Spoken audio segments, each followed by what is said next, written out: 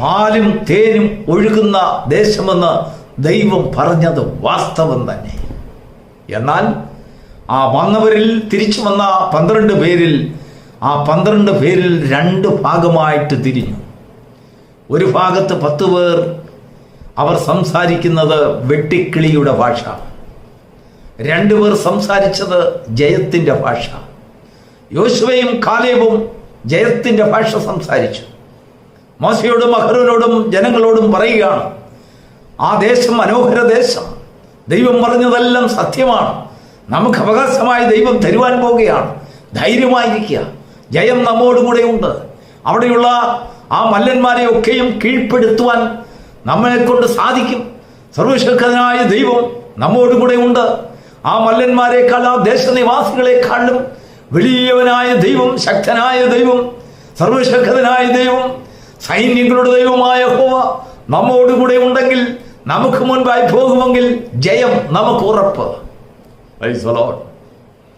എന്നാൽ ശേഷിച്ച 10 പേർ അവരുടെ ചുമലിൽ ആ മുന്തിരിക്കുലകൾ വെച്ചുകൊണ്ട് തന്നെ, മനോഹാരിത നിറഞ്ഞതായ മധുരമേറിയ ആ മുന്തിരിക്കുലകൾ അവർ വഹിച്ചുകൊണ്ട് തന്നെ അവർ പറയുകയാണ്, ദൈവം പറഞ്ഞതെല്ലാം സത്യമാണ്, പാലും തേനും ഒഴുകുന്ന ദേശത്തെ ഞങ്ങൾ കണ്ടു. പക്ഷെങ്കിൽ അനാഖ്യമല്ലന്മാർ അവിടെയുണ്ട്. അവരുടെ മുൻപിൽ ഞങ്ങൾ തന്നെ വെട്ടുക്കിളികളെ പോലെ തോന്നിപ്പോയി. അവർക്കും ഞങ്ങളെ കണ്ടപ്പോൾ വെറും വെട്ടിക്കിളിയായി തോന്നി. ലാംഗ്വേജ് ഓഫ് ഗ്രാസ് ഹോപ്പേഴ്സ്, വെട്ടിക്കിളിയുടെ ഭാഷ. Praise the Lord.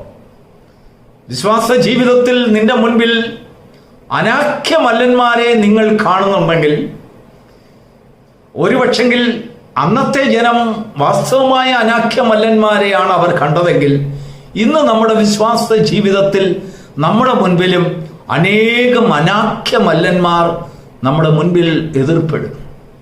നമ്മുടെ കുടുംബ പ്രശ്നങ്ങൾ, നമ്മുടെ ഫിനാൻഷ്യൽ പ്രോബ്ലംസ്, നമ്മുടെ ആരോഗ്യ പ്രശ്നങ്ങൾ, നമ്മുടെ വിശ്വാസ ജീവിതത്തിലെ പരിശോധനകൾ, സഭയിലെ എതിർപ്പുകൾ, അല്ലെങ്കിൽ അനേക പരിഹാസങ്ങൾ, അനേകമായിട്ടുള്ളതായ പരീക്ഷ, ഇതെല്ലാം നമ്മുടെ മുൻപിൽ അനാഖ്യമല്ലന്മാരെ പോലെ പ്രത്യക്ഷപ്പെടും. നമ്മളെക്കാൾ ശക്തന്മാരാണെന്ന് അവർ ശരീരകായകത്വം കാണിച്ചുകൊണ്ട് നമ്മുടെ മുൻപിൽ നൃത്തം ചെയ്യും. പക്ഷെങ്കിൽ നിന്റെ നാവിൽ ജയത്തിൻ്റെ ഭാഷയുണ്ടെങ്കിൽ, നീ അവരെ കാണുന്നത് ദൈവത്തിൻ്റെ മുൻപിൽ അവർ വെറും വെട്ടുക്കിളികളെ പോലെ അല്ല, വെറും കൃമികളെ പോലെ നിന്റെ ദൃഷ്ടിയിൽ അവർ പ്രത്യക്ഷപ്പെടും. എന്നാൽ സർവശക്തനായ ദൈവം നിന്റെ മുൻപിൽ ഇല്ല എങ്കിൽ, നീ അവരുടെ മുൻപിൽ വെട്ടിക്കിളിയെ പോലെ ആയിപ്പോകും. അത് നിന്നെ തോൽപ്പിക്കും. അത് നിന്നെ അല്പാൽപമായി ധംസിച്ചു കൊണ്ടിരിക്കും. അതിൻ്റെ വേദനയുടെ ആഴത്തെക്കുറിച്ച് നീ സംസാരിക്കും. അതുകൊണ്ട് എന്താ ചെയ്യുന്നറിയാമോ? ഈ വെട്ടിക്കിളിയുടെ ഭാഷയെ കൂടുതൽ പരിപോഷപ്പെടുത്തരുത്. വിശ്വാസ ജീവിതത്തിൽ നിൽക്കണോ, വെട്ടിക്കിളിയുടെ ഭാഷ നിന്റെ ജീവിതത്തിൽ നീ സംസാരിക്കുക പോലും വരുത്. അനാഖ്യമല്ലന്മാരുണ്ടെന്നുള്ളത് ഒരു സത്യമാണ്. ദൈവം ആക്കി വച്ചിരിക്കുന്ന ജാതികളാണ്, ദൈവം വാക്കി വച്ചിരിക്കുന്ന അധികായകന്മാരായിരിക്കാം. പക്ഷെങ്കിൽ ദൈവം പറയുന്നത്, ദൈവം നിന്നോട് വാഗ്ദത്തം ചെയ്തിട്ടുള്ളത്, ഞാൻ നിന്നോട് കൂടെ ഉണ്ടെങ്കിൽ ഈ അനാഖ്യമല്ലന്മാർ നിനക്ക് ഇരയായി തീരും. Praise the Lord. They will turn as food for you. അവർ നിങ്ങൾക്ക് ഇരയായി മാറും. എന്നാൽ നിങ്ങൾ അവരെ വലിയവരായി കണ്ടാൽ, നിന്റെ പ്രശ്നങ്ങളെ നീ വലുതായി കണ്ടാൽ, നിന്റെ ജീവിതത്തിൽ വെട്ടിക്കിളിയെ പോലെ അവരുടെ മുൻപിൽ ചാഞ്ചാടുന്നവരായി മാറിപ്പോകും. പരാജയം എപ്പോഴും വെട്ടിക്കിളിയുടെ ഭാഷ ആദ്യം നമ്മുടെ മനസ്സിലാണ് രൂപപ്പെടുന്നത്. അതിന് വളരെ സാഹിത്യ ഭാഷകളോടുകൂടെ നമ്മൾ ഉച്ചരിച്ചേക്കാം. ആ മഹാശക്തിയെക്കുറിച്ചൊക്കെ, വെട്ടിക്കിളിയുടെ അല്ലെങ്കിൽ ആ അനാഖ്യമല്ലന്മാരുടെ ശക്തിയെക്കുറിച്ചൊക്കെ ഒരുപാട് വർണ്ണനകളൊക്കെ നമ്മൾ നടത്തിയേക്കാം. നമ്മുടെ എതിർപ്പുകളെക്കുറിച്ചും, നമ്മുടെ പോരായ്മകളെക്കുറിച്ചും, നമ്മുടെ മുൻപിൽ വരുന്നതായ പരീക്ഷകളെക്കുറിച്ചും, പരിശോധനയെക്കുറിച്ചും, ശത്രുക്കളുടെ മുഖത്തെക്കുറിച്ചും വർണ്ണാതീതമായി വർണ്ണിച്ചു പോയാൽ അല്പാൽപമായി വെട്ടിക്കിളിയുടെ ഭാഷ നിന്നെ അല്പാൽപമായി അങ്ങ് വിഴുങ്ങിക്കൊണ്ടിരിക്കും. ഒരു ദിവസം നിന്റെ ജീവിതത്തിൽ നിന്ന് ജയത്തിൻ്റെ ഭാഷ വിട്ടുപോകും. Praise the Lord. എന്നാൽ ഏതൊരു എതിർപ്പിനെയും ഏതൊരു മഹാശക്തിയെയും നിന്റെ മുൻപിൽ പ്രത്യക്ഷപ്പെടുന്നതായി നീ കാണുമ്പോൾ, നിന്നെ ഭയപ്പെടുത്തുന്ന അനാക്യരുടെ ശക്തിയും ആളത്വവും നിന്റെ മുൻപിൽ പ്രത്യക്ഷപ്പെടുമ്പോൾ, അതിനെ ജയിക്കണമെങ്കിൽ അതിനേക്കാളും വലിയ ദൈവത്തെ നിന്റെ മുൻപിൽ നീ ദർശിക്കണം. നിന്റെ മനസ്സുകൊണ്ട് ദർശിക്കണം, നിന്റെ ഹൃദയം കൊണ്ട് ദർശിക്കണം, ആത്മാവ് കൊണ്ട് ദർശിക്കണം. നീ അവനേക്കാൾ വലിയവനെന്ന് അപ്പോൾ നിനക്കൊരു ബോധ്യം കൊണ്ടുവരും. ദൈവം നിന്നെ അങ്ങ് ഊതി വീർപ്പിക്കും. ശത്രുവിൻ്റെ മുൻപിൽ അവരെ ഭയപ്പെടുത്തുന്ന ഒരാകൃതി നിനക്ക് കൊണ്ടുവരും. നിന്റെ വാക്കുകളും നോട്ടങ്ങളും ഭാവങ്ങളും കണ്ട് ശത്രു നിന്റെ മുൻപിൽ നിന്ന് ഓടിപ്പോകും. അനാക്യമല്ലന്മാരിൽ ഒരുത്തനായിരുന്നു ഗോലിയാത്ത്. ദാവീദ് അവനോട് ഉപയോഗിച്ചതായ ഭാഷ നമുക്കൊന്ന് വായിച്ചു നോക്കിയാൽ ശക്തി പകരുന്ന വാക്കാണ്. ദാവീദ് പറയാണ്, അത്യുന്നതനായ ദൈവത്തെ ശപിക്കുവാൻ, അവൻ്റെ ജനത്തെ ശപിക്കുവാൻ നീ ആർ? ശക്തിയോട് ചോദിക്കും. ഒരു ബാലനാണ് ചോദിക്കുന്നത്. അനാക്യമല്ലനായ ഗോലിയാത്തിന് അത് കേട്ട് പരിഹാസം നിറഞ്ഞ വാക്കുകളെ പോലെ തോന്നിപ്പോയി. പക്ഷെങ്കിൽ ദാവീദിനെ സംബന്ധിച്ചിടത്തോളം അത് പരിഹാസ്യമല്ല. തൻ്റെ ജീവിതത്തിൽ ദൈവം തന്നെ നടത്തിയതായ ഒരു ബാലനായിരുന്നെങ്കിലും ആടുകളെ നോക്കിക്കിടത്തുമ്പോൾ ദൈവം തന്നിൽ കൂടെ പ്രവർത്തിച്ച ചില പ്രവൃത്തികളുടെ പരിണിത ഫലം ദാവീദ് കണ്ടതാണ്. മിനുസമുള്ള ചില കല്ലുകളൊക്കെ പെറുക്കിയെടുത്ത് ഒരു സഞ്ചിക്കത്തിട്ട് ഒരു കമണയും കൊണ്ട് ഒരൊറ്റ ഏറ് കൊടുത്തു. അനാക്യമല്ലന്മാരുടെ മർമ്മത്തെക്കുറിച്ച് ദൈവം ദാവീദിന്റെ മനസ്സിൽ ഒരു ഉറപ്പ് കൊടുത്തു. ഇന്ന ഭാഗത്തെറിഞ്ഞാൽ അനാക്യമല്ലൻ വീഴും. Praise the Lord. അവന്റെ മർമ്മത്തെക്കുറിച്ച് നമുക്കൊരു ചിന്ത വേണം. അതിനെക്കുറിച്ചൊന്ന് ഗ്രഹിക്കണം. നിന്നെ ഒറ്റുനോക്കുവാൻ കനാൻ ദേശത്ത് വിട്ടത് അനാക്യമല്ലന്മാരുടെ ഭീകരത്വം കാണാനല്ല, എന്നാൽ ദൈവം ചെയ്ത വാഗ്ദത്തങ്ങൾ മുഴുവനായി അത് ശരിയാണോ അല്ലയോ എന്നാണ്. അവിടുത്തെ മല്ലന്മാരെ നിനക്ക് ജയിക്കാൻ കഴിയുമോ ഇല്ലയോ എന്ന് പരിശോധിപ്പാൻ ദൈവം നിന്നെ ആക്കിയിട്ടില്ല. ദൈവം നിന്നോട് പറഞ്ഞില്ല, ദേശനിവാസികളെ കണ്ട് ഒരു പഠനം നടത്തിയിട്ടിഞ്ഞു പോരെ എന്ന് പറഞ്ഞെങ്കിലും നിന്റെ മനസ്സിൽ അവരോട് നീ യുദ്ധം ചെയ്തു. ആ കനാൻ ദേശത്ത് വെച്ച് മാനസികമായി ആത്മീയമായി നീ തോൽക്കപ്പെടുകയുണ്ടായി. തിരിച്ചു വന്നപ്പോൾ കേവലം വെട്ടിക്കിളിയെ പോലെ വെട്ടിക്കിളിയുടെ ഭാഷ സംസാരിക്കുന്ന ദൈവത്താൽ വെറുക്കപ്പെട്ട ജനമായി നീ മാറുവാനിടയായി.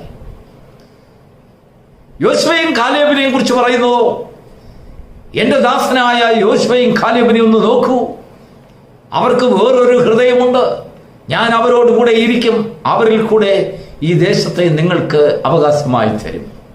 Praise the Lord. പ്രിയപ്പെട്ട ദൈവത്തിൻ്റെ മക്കളെ, നമ്മളെ ഭയപ്പെടുത്തുന്ന ശക്തികൾ, നമ്മുടെ വീര്യം നശിപ്പിക്കുന്ന ശക്തികൾ, അതിൽ നിന്നുള്ളതായ ഒരു ഒളിച്ചോട്ടമല്ല വിശ്വാസ ജീവിതം. വിശ്വാസ ജീവിതത്തിൽ ഇവയൊക്കെയും നമ്മുടെ മുൻപിൽ നിഴലിക്കുവാൻ തക്കവണ്ണം ദൈവം കൽപ്പിച്ചാക്കിയായ ചില സ്തംഭങ്ങളാണ്. എങ്കിലും നീ ആ സ്തംഭങ്ങളുടെ മുൻപിൽ വീഴുവാൻ തുടങ്ങിയാൽ, ആ സ്തംഭങ്ങളുടെ ആകായത്വത്തെക്കുറിച്ച് നീ വർണ്ണിക്കുവാൻ തുടങ്ങിയാൽ, അവരുടെ ഭാഷ സംസാരിക്കേണ്ടി വരും. ജയത്തിൻ്റെ ഭാഷ നിന്നിൽ നിന്ന് മാറും. ജയാളിയാകുവാനുള്ളതായ ഒരു വിധി നിന്നിൽ നിന്ന് നഷ്ടപ്പെട്ടു പോകും. നീ പ്രഭുവായിരിക്കാം, ദൈവത്തിൻ്റെ വാഗ്ദത്തങ്ങളൊക്കെയും ശരിയാണെന്നും കനാൻ ദേശം വാസ്തവമായിട്ടുള്ളതാണെന്നൊക്കെ വലിയ വലിയ കാര്യങ്ങൾ സംസാരിച്ചേക്കാം.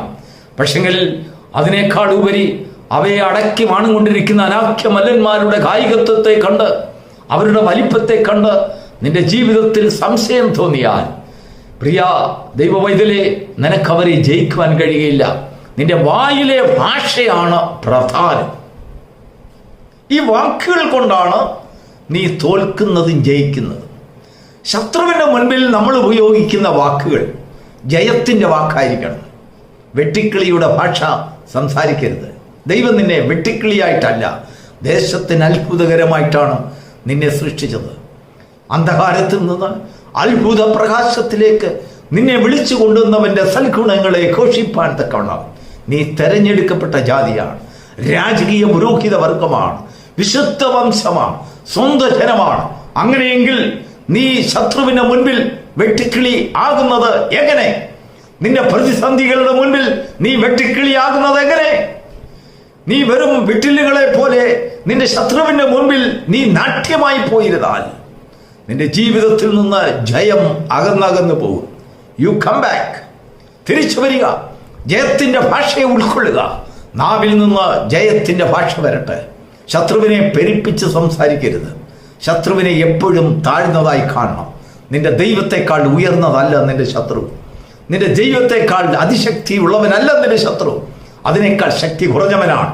നീ ധൈര്യമായി നിന്നാൽ നിന്റെ വാക്കുകൾ ബലമുള്ളതാണെങ്കിൽ നിന്റെ വാക്കുകളിൽ കൂടെ ദൈവം അത്ഭുതം പ്രവർത്തിക്കും. വിശ്വാസത്തിന്റെ വാക്ക് സംസാരിക്കണം. വിശ്വാസത്തിന്റെ വാക്ക് സംസാരിക്കുന്നവരോടുകൂടെ കൂട്ടുകൂടണം. നിന്റെ സംസർഗം വിശ്വാസികളോടുകൂടി ആയിരിക്കണം. നീ ദൈവജനത്തിനോട് ചേർന്ന് സംസാരിക്കുമ്പോൾ ജയത്തിന്റെ ഭാഷ നിന്നിൽ നിന്ന് ഉരുത്തിരിയണം. വിശ്വാസികളുടെ മധ്യത്തിൽ നിന്ന് ജയത്തിന്റെ ഭാഷയല്ലാതെ തോൽവിയുടെ ഭാഷ ഉണ്ടാകുവാൻ പാടില്ല. നിന്റെ പ്രതിസന്ധി ജയിക്കുവാൻ, അതിനെ ജയിക്കുവാൻ, തരണം ചെയ്യുവാൻ ദൈവമാണ് നിനക്ക് കൃപ തരുന്നത്. അവൻ നിന്നോട് സംസാരിക്കും. എൻ്റെ കൃപ നിന്റെ ബലഹീനതയിൽ പെരുകി വരുന്നത് കൊണ്ട് എൻ്റെ കൃപ നിനക്ക് മതി എന്ന് പറയുമ്പോൾ ആ മതി എന്നുള്ള ഒരു വാക്കിൽ സകലതും ദൈവം ഉൾക്കൊള്ളിച്ചിട്ടുണ്ട്. Praise the Lord. ദൈവത്തിന് മഹത്വം ഉണ്ടാകട്ടെ. ദൈവം മതി എന്ന് നിന്നോട് പറയുമ്പോൾ അതിൽ സകല സാമഗ്രികളും ഉൾക്കൊള്ളിച്ചുകൊണ്ട് ഏതെല്ലാം രീതിയിൽ അതിനെ തരണം ചെയ്യുവാൻ നിനക്ക് സാധിക്കണമോ ആ രീതിയെല്ലാം ദൈവം നിന്നിൽ അപ്ലൈ ആക്കിയിട്ടുണ്ട്. യെസ്, നിന്നെ ശക്തീകരിച്ചുകൊണ്ട് ചാർജ് ചെയ്തുകൊണ്ടാണ് ദൈവം പറയുന്നത് എൻ്റെ കൃപ നിനക്ക് മതി. ആ കൃപ നിന്നിൽ അങ്ങോട്ട് പകരുമ്പോൾ, നിന്റെ ബലഹീനതയിൽ പകരുമ്പോൾ, നിന്റെ പ്രതിസന്ധികളെ കണ്ട് ദൈവത്തിൽ കൂടുതൽ ആശ്രയിക്കുവാൻ, ഇതിൽ നിന്നൊക്കെയും വിടുതൽ കരുവാൻ എൻ്റെ ദൈവത്താൽ കഴിയും, എൻ്റെ സർവശക്തനാൽ കഴിയുമെന്ന് നിന്റെ വാക്ക് മാറുന്നു. നീ ജയത്തിന്റെ ഭാഷ സംസാരിക്കുന്നു. യോശുവയോടും കാലേബിനോടും ചേർന്നും കൊണ്ട് ജയം നിനക്ക് അവകാശമെന്ന് നീ അവകാശപ്പെട്ട് സംസാരിക്കുമ്പോൾ ശത്രു അവിടെ നിന്റെ മുൻപിൽ നിന്ന് തുരുതുരാ നോടുന്നത് നിനക്ക് കാണാം. ലോകത്തിൽ സകലർക്കും ഉള്ളതുപോലെ പ്രശ്നങ്ങൾ നിനക്കും ഉണ്ടായിരിക്കാം. ഫൈനാൻഷ്യൽ പ്രോബ്ലംസ് ഉണ്ടായിരിക്കാം, ജോലി പ്രശ്നം ഉണ്ടായിരിക്കാം, കുടുംബ പ്രശ്നമുണ്ട്, കുഞ്ഞുങ്ങളുടെ പ്രശ്നമുണ്ട്, ജീവിതത്തിൽ പലവിധമായിട്ടുള്ള ഭാരങ്ങളും പ്രതികൂലങ്ങളും പ്രതിസന്ധികളും ഒക്കെ ഉണ്ട്. വിശ്വാസ ജീവിതത്തിൽ ഒന്നും ഇല്ല എന്നുള്ളത് ഒരു ഒളിച്ചോട്ടമല്ല. ഇതെല്ലാം ഉണ്ടെങ്കിലും ദൈവത്തിന്റെ കൃപ നമ്മളിൽ വ്യാപരിക്കുമ്പോൾ അതിലൊക്കെ ദൈവത്തിന്റെ വലിപ്പത്തെ കുറിച്ച്, സർവശക്തനായ ദൈവം നിനക്ക് വേണ്ടി ചെയ്യുന്നതായ അത്ഭുത കാര്യങ്ങളെ കുറിച്ചുള്ള ഒരു വലിയൊരു ദർശനം നിന്റെ ജീവിതത്തിൽ കടന്നു വരുമ്പോൾ അതിലൊക്കെയും ജയം പ്രാപിച്ച ഭാഷയുള്ളവനായി തീരുവാൻ ദൈവം നിന്നെ സഹായിക്കും. വെട്ടിക്കളിയുടെ ഭാഷ നിന്നിൽ നിന്ന് ഓടിപ്പോകും. നീ ജയത്തിന്റെ സാക്ഷ്യമുള്ളവനായി, ജയത്തിന്റെ ഭാഷ സംസാരിക്കുന്നവനായി തീരും. ഈ പ്രഭാതം നിന്റെ കുടുംബത്തിൽ, നിന്റെ കുഞ്ഞുങ്ങളുടെ മുൻപിൽ, നിന്റെ ദേശത്ത് ഒക്കെയും ജയത്തിന്റെ ഭാഷ സംസാരിക്കുവാൻ തക്കവണ്ണം വിശ്വാസവീരന്മാരായി ദൈവം നിങ്ങളെ മാറ്റട്ടെ. God bless you.